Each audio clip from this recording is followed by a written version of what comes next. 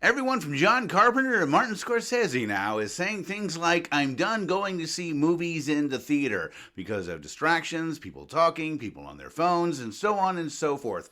It has driven a lot of people from the theaters, but that hasn't stopped cinephiles and movie critics, many of which I've been friends with for years now, from screaming at the top of their lungs that no, we have to preserve the theatrical experience. But do we? Really? Is that an argument coming more from reality or nostalgia? Let's discuss. Here's a look at what the current problem is with arguments against watching movies at home. The problem is that the technology has changed to the extent that there's not really that much of an argument anymore. Back in the day, and when I say back in the day, I'm talking like more than a couple of decades ago, people watching movies at home were watching it on cathode ray television sets.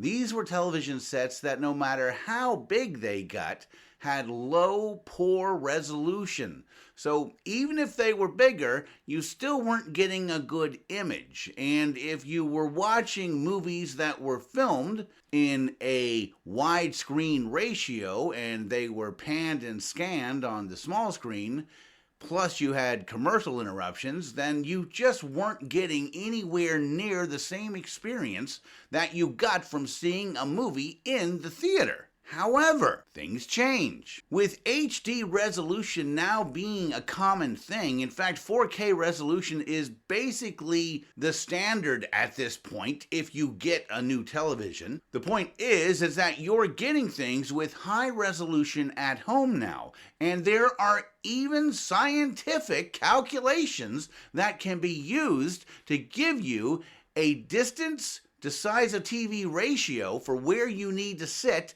to get the same experience as you would get watching a movie in a movie theater. That's actually true. You can actually measure it now. And because you're getting top level resolution, it's literally the same thing. Yes, literally. You can disagree, but you're disagreeing with math. It's like saying, I don't believe that 1 times 1 equals 1. I think it equals 2, and that's great. You and Terrence Howard will probably get along just fine. But there is actual math about this with home screens and movie theater screens.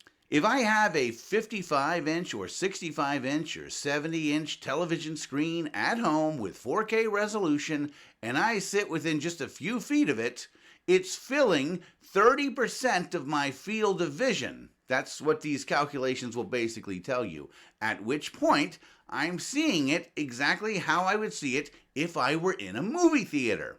And because the resolution is good, I'm not missing anything. So, what about going to see movies in the theater? Well, I think the argument for that is mainly about the business model.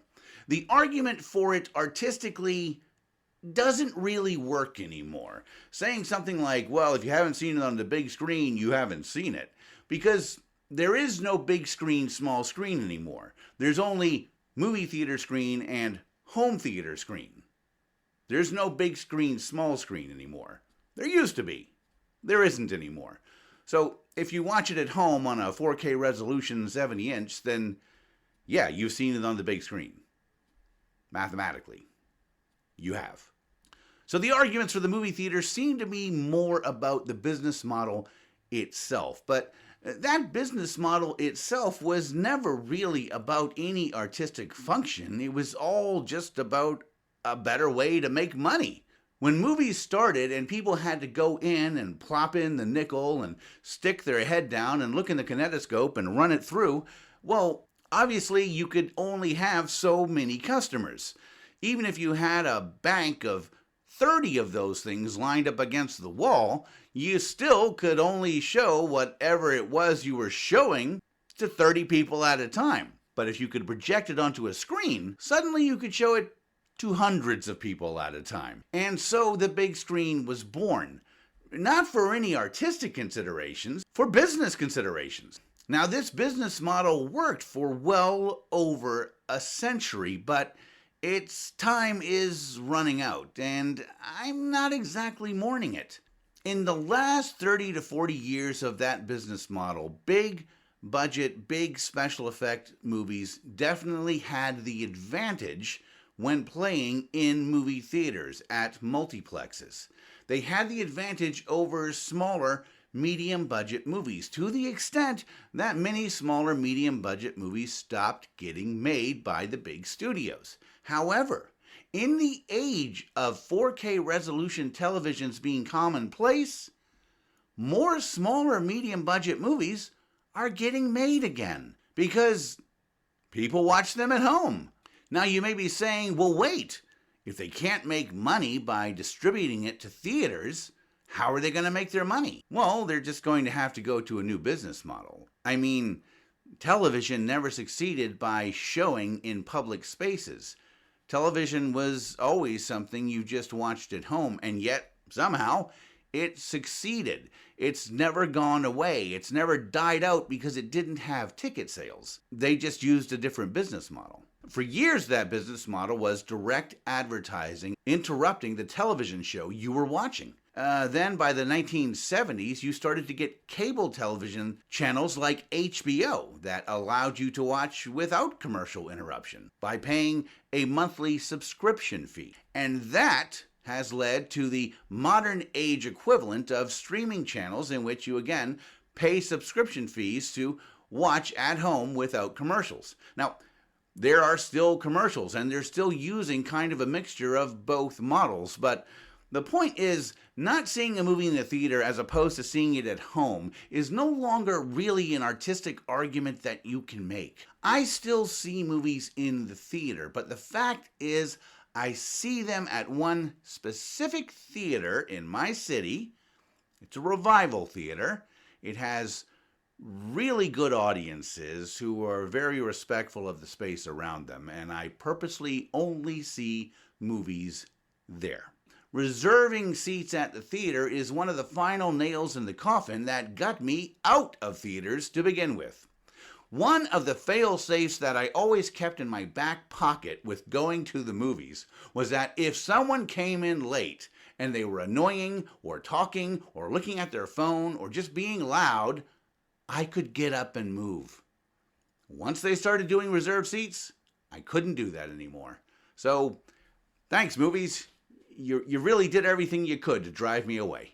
But it's okay, because now I have movies that I can watch at home, which is why it's more important than ever to buy the physical media so that you can watch movies at home, that you want to watch at home, whenever you want to watch them at home. Because streaming channels don't always have everything you want, and you can't subscribe to all of them just to get that.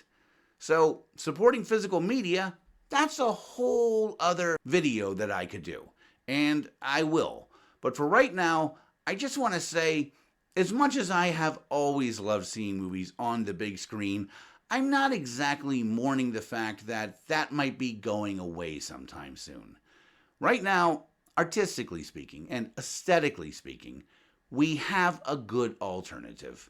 We have large screen, high-resolution television sets in our homes now, so there is no more small screen. If you liked this video, please hit like and subscribe, and please comment below if you have any thoughts on this. I'd love to hear it, and as always, thank you for stopping by, and drive safely.